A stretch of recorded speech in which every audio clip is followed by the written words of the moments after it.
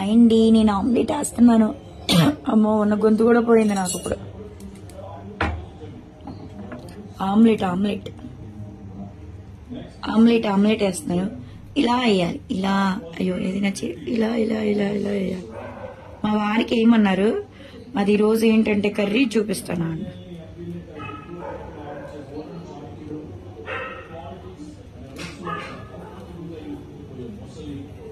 అదేం కర్రీనో చూపించాను. సాంబార్, చిన్ని ఉల్లిపాయలు సాంబార్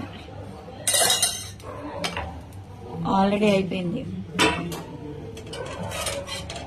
బుడ్డి ఉల్లిపాయలు ఉంటాయి కదా, ఆ బుడ్డి ఉల్లిపాయలు సాంబార్.